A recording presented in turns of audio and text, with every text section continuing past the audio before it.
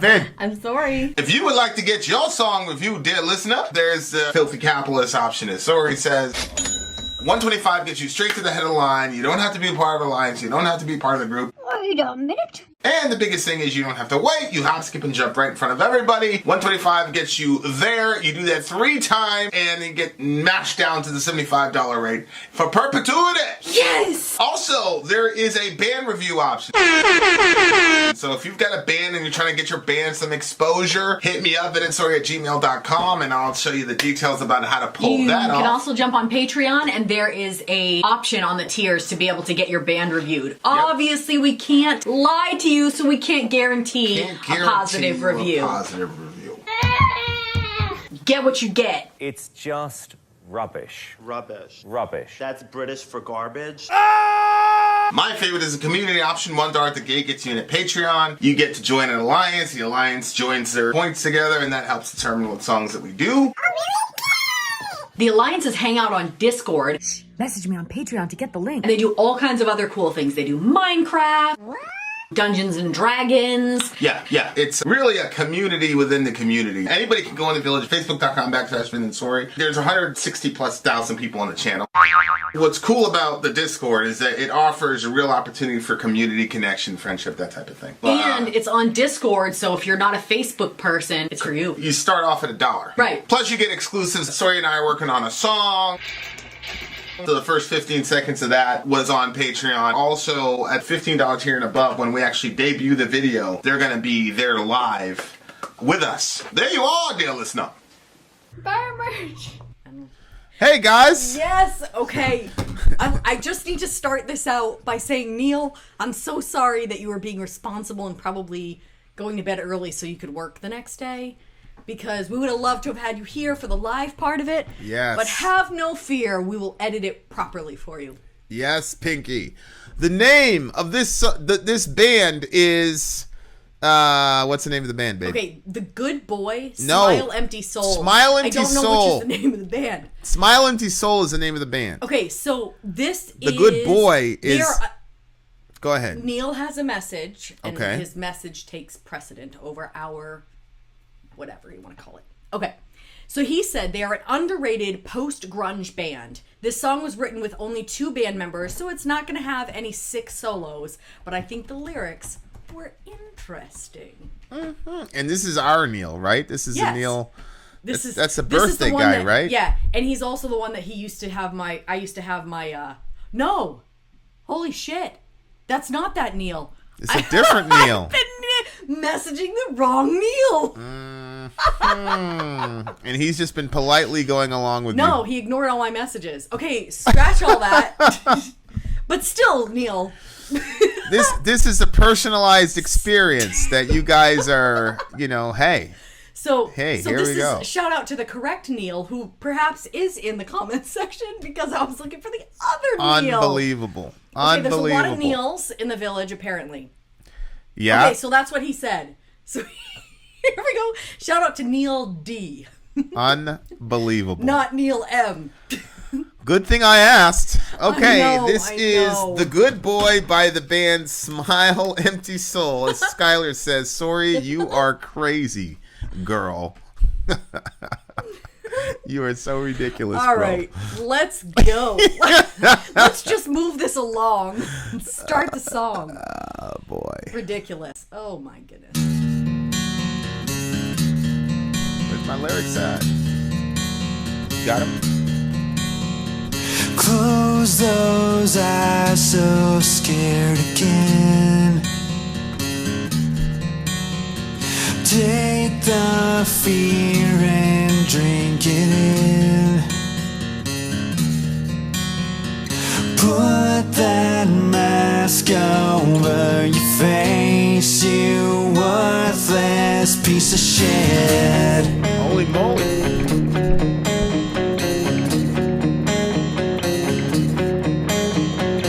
Looking down and giving in.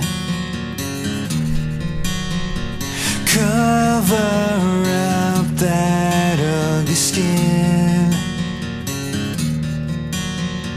Be the slave that everybody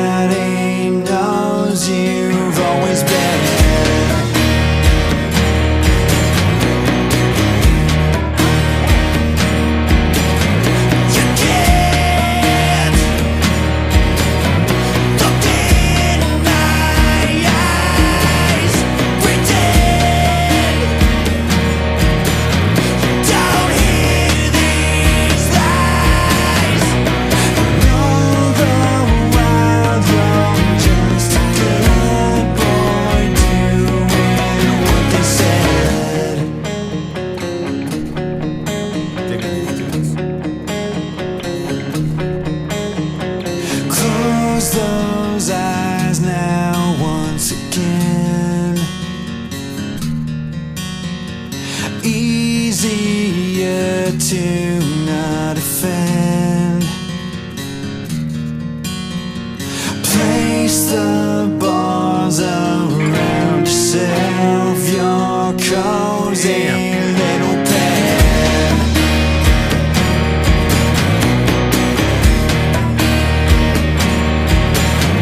You can't look in my Oh no! eyes, pretend.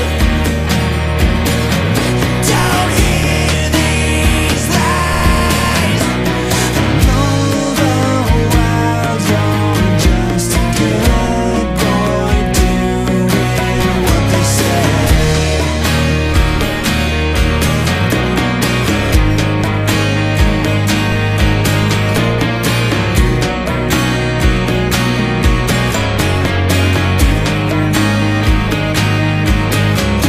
Just stay inside.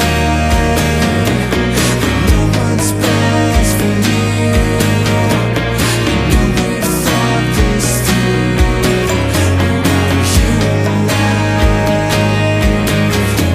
Just stay alive. There's nothing you can do. We've buried every truth. There's no better life. There's no better life. There's no better life.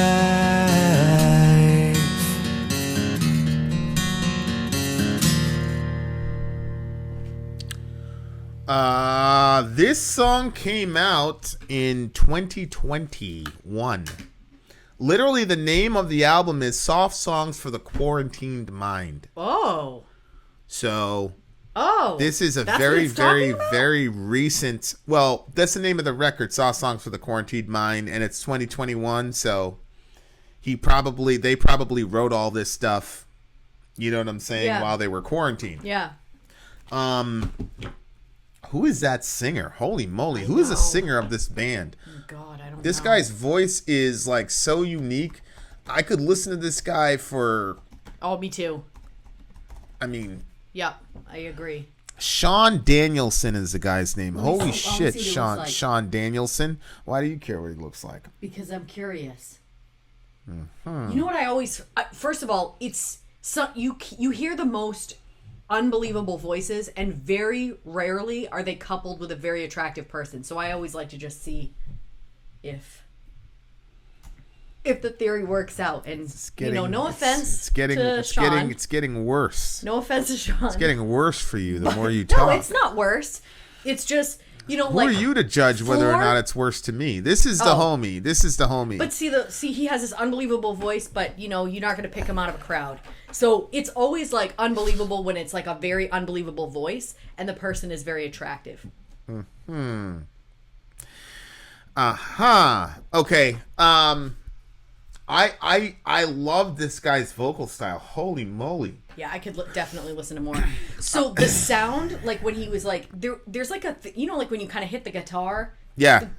He was kind of doing that in there. The acoustic yeah, thing. and I love that sound You turn in it there. into you turn the body into percussive. Yeah, exactly. And I love that. And he was doing that in the song, and it reminded me. It kind of had this feel. Obviously, the vocal style was 10,000% better than what I had heard before, but there was this is so terrible. So there was this guy that he was like a Christian, but he was like starting his own band, and so he was like touring. But this the guy that was now that I look back, I'm like, oh, okay. Because now I understand what's going on with bands. So what he was doing, like, he just was not very popular, and he was trying to make himself popular by, like, he had a lot of, like, energy, like, he was trying to be, like, he was going to be the next big thing, but he wasn't going to be. Now that I know more about music, like, he wasn't even close.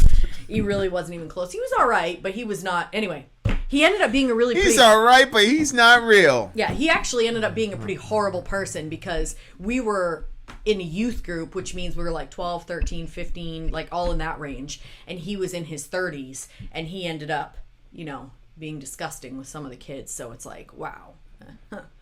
Wow. Anyway. Yeah, so if I see you, I'm going to see you. Slap the shit out of you. So, I'd slap him myself. I'm not going to slap you, bro. Oh, it could be worse. That's one of our people, right? That was a liar. Yeah. He was a liar, too, because, Yeah, I would ride for he Shorty. started all this, like, stuff saying that, like, to make the person feel bad, like, saying that somebody had cancer. All of it was lies. He was saying that he had cancer, like, later on in life. I know. How real is that? Like, who does that? Yeah. But anyway, his voice was not like this guy. This guy's voice was just really good. But shout out to Jay Dispirited. He's the lead guitarist in our band. So this song could actually go... I'm dead ass serious. He's the lead guitarist of our band. Go ahead. Go.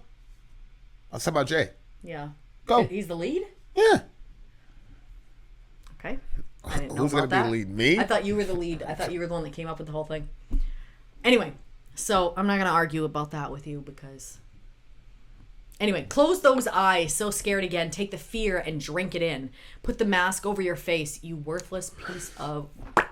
Yeah, it's weird. That line, I love when people do that because the first couple lines were kind of like very good and very tight rhyme schemes and very appropriate, and then that one's just straight grime. Yeah, I was like... And I love that because it takes you off guard. You know what happened? It's like playing ping pong with Dorian.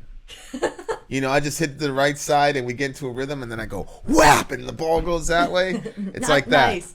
You know what's funny? When I heard that part, two things came into my mind. People Equal Shit came into my mind. That started playing in my head.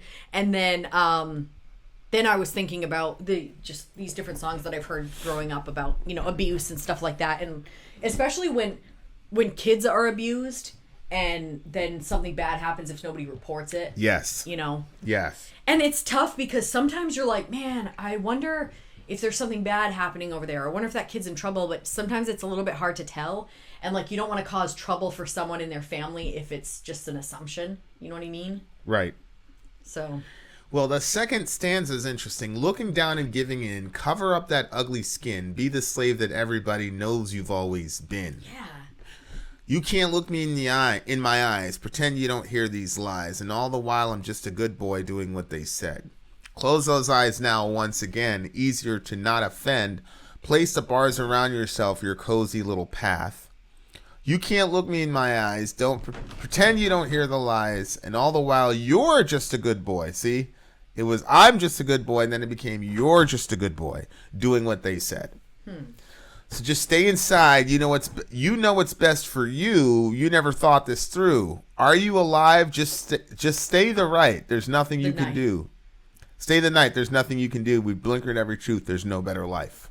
So did he fold into himself? Is that where inside is? Inside of himself? No, I think inside is probably stay within the confines that we've built for you. Because notice he said, remember he talked about the prison, place the bars around yourself. Mm-hmm. So That's why I said he fold within himself. Yeah, but I think the construct that he's fighting against I think he's fighting against a certain type of construct. Wow. And he gets trapped within that construct. So that's why I'm saying like inside is not in himself, because himself is trying to actually be free. Like that's the whole point of the song, is that he is one way, but he's got these external pressures that are trying to make him another way. Yeah, but I think when it says close those eyes, so scared again, take the fear and drink it in, put that mask over your face.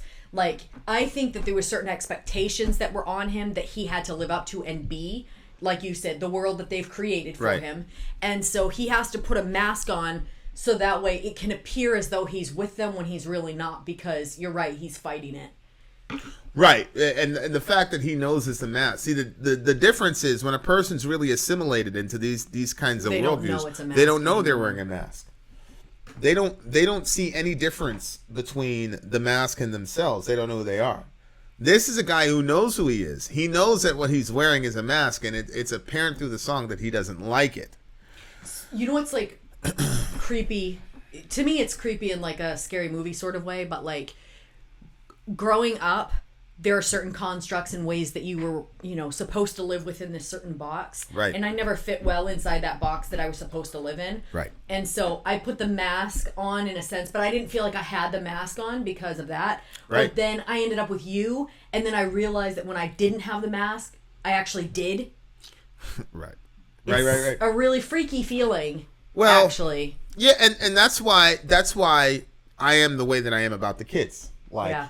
they're allowed to, you know, disagree with me vehemently, and pretty much anything I say to them is in play for them to say back to me. Yeah. I'm not like that. So Sori's not Wait, like that, this but I'm is- like that because I'm a big stickler on. I want to know what they actually believe and what they actually mean. Yeah, So I'm good if we're having a conversation for them to say whatever they want. But if we're having a thing and I told you to do something and you better watch. Well, yeah, but talk this to me. is about like who you are as a person and all that stuff. This is not about like do the chores. This is about we're rejecting who you are as a person, and we want you to conform to what makes us look good in a given community or whatever. I will say, shout out to Queen Vampire. Bye. Good night. There was one time we were all sitting around the dinner table, and Dorian is very much like, the dinner table means a lot to him. Everybody's sitting around eating, and like the traditional family, like this is what a family looks like, means a lot to him, as does to me as well. So anyways, we're all sitting around the table, and like the kids had been having like this disagreement about something that had been going on for like hours. I think they were still like, nobody had really like cleared the air, and so everybody was like still tense with each other. And so we sit down at the table, and like Dorian starts talking like it was a typical evening and we're going to discuss different things, like, because we usually get into all these interesting discussions at the dinner table, historical, scientific, it doesn't really matter, like there's all just different ones. Well, anyway, so Vin goes, we're not doing that here, and he's like, we're going to air stuff out, we're not going to be fake with each other, like we're a family. And so then like everybody started talking, and then we got the thing situated, and then we had the rest of our meal. But yeah, that's where I agree. I don't think that being fake is good, but I just thought that we were gonna just kind of put on the face for dinner, and then we were gonna like deal with it after. So it was a little bit jarring when Vin was like, "We're not gonna do this here," and then I was like, but then I'm like, you know what? I can throw in with you. Like, yeah, like let's squash this, and then let the kids figure this out. And a lot of times they figure out stuff on their own, but then there are other times where they kind of need our involvement in the situation. So anyway. Yeah, I mean, I'm just really, really big on that. We're not doing any of this, Stepford House bullshit. Like and that's a lot of times. That's a lot of our conflicts is because I was raised that way. Like you put on the face, you put on the dress, you put on everything, and put everything forward like to be a certain person. So I always felt like I don't know how to explain that. I always felt like that there was, like, not just that there was a mask on my face, but that, like, my entire aura was not me. It was a projection of what I was supposed to be. 100%. So. Yeah, that's... But that's one thing that's been so good about the channel was this was my space to be me.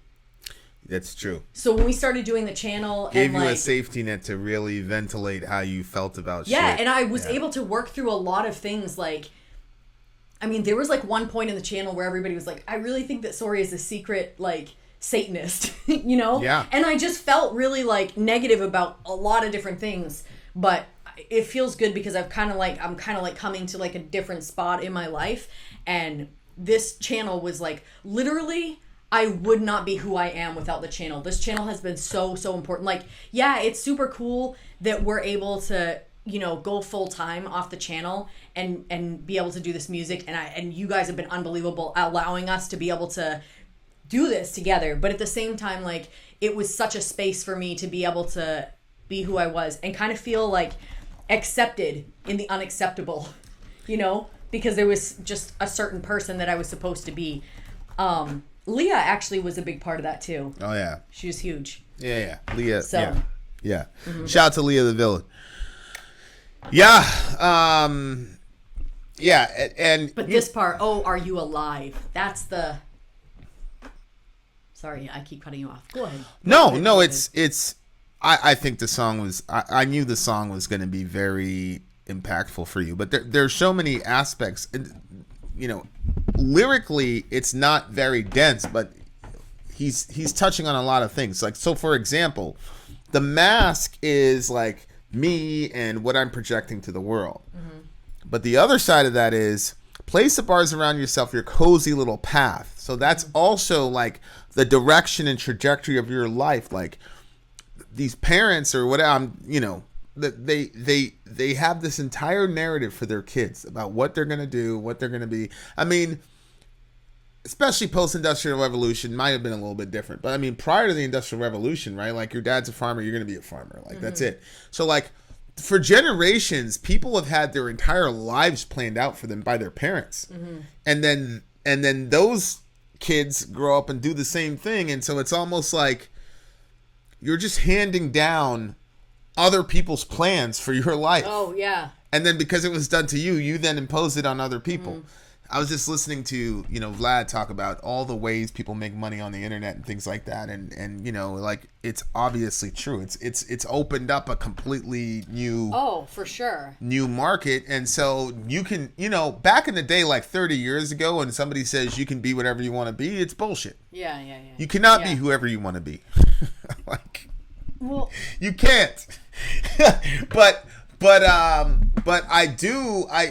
now there's so many less things that you cannot be. So that's what I believe. I don't believe you can be anything you want to be, but now because of technology and the advancements, we can be there are a lot less things that we really cannot be. So like, it's just the entire, it kind of gets you claustrophobic. Like he's using terms like slave, cage, mask. It's a claustrophobic way to live. And obviously as a person who's been in the music industry, it gets really tricky, right? Because here's what happens. Your parents 90% of the time are not going to want to support that because they know the odds of you becoming successful with music are not very big. So you get that feeling of I'm rebelling, I'm going my own way, I'm blazing my own trail. Then you get hooked up with a record label with a guy that's probably your dad's age who tells you what kind of music to write. So you can never really escape it. And so like I think that's part of it too. Like maybe he's reflecting back and saying, okay, I escaped this in this family system, but then I ended up in the record label and the same shit happened. You know, like it's one of those crazy situations. I think though that with the parents kind of, you know, let's say your father was a farmer and then he pushes being a farmer on you and you push it on the next kid. I don't necessarily think that's so much like they are making you live their life.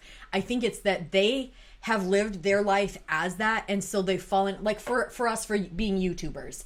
Like Zoe was in here with me the other day and she was like, how did you know what stuff you were supposed to get? And I said, we didn't know at first. We just slowly kind of worked our way into it. And then obviously, like, we have this splitter here so we can both listen on the same device. Zonia sent that to us. Yeah. Like, we have different stuff. Our lights back there, that was from Jay. We've got, like, and the stand itself was from Chris Culp. So there's just all these different... The stand? That one? This. Oh, yeah, the stand was Culpy. Yeah. That we bought because of the Tool live listen session. That we didn't buy. That I had. Oh, yeah, right. But anyway, like, I think that obviously if our kids were going to be YouTubers, we'd say, hey, this, and this, and this are important things for you to know. Right. And I think that if you were a farmer, there's so much knowledge that your parents have gained over the years that if you're going to go into being an engineer, they're like, friggin' I can't help you with that. Yep. You know what I mean? But I could teach you to be a badass farmer, you know? And so they're looking at it as, now that we have toiled and done it, like, it almost makes your struggle more worth it if you're able to pass all that struggle onto your kids and say, this is everything that we've learned. So now with YouTube, you can do that. So even if our kids are not YouTubers, there's still lots of conversations that we have with you guys, the Village, where somebody's like, hey, what do I need if I'm going to be doing YouTube? And we're able to answer those questions for our friends and help out other people. Or like some people shoot videos of it, where before you couldn't really spread your knowledge like that. So I think that for the parent, it was therapeutic to pass on the information to their kid. And obviously it was beneficial because the pitfalls that you went through, the parents already knew. I agree. I think probably, I don't know, ridiculous number, 65% of the kids are like, yeah, I'm going to inherit the farm, blah, blah, blah. But that little exceptional kid who wants to be an artist and not milk cows at 5 in the morning, That's what I'm talking about. Like that kid, he's got no hope. Yeah. You know what I'm saying? Like, that's what I meant like 50 years That's ago gonna or be whatever. so hard. Yeah, like that's what I'm talking The about. record label. What did you get the song?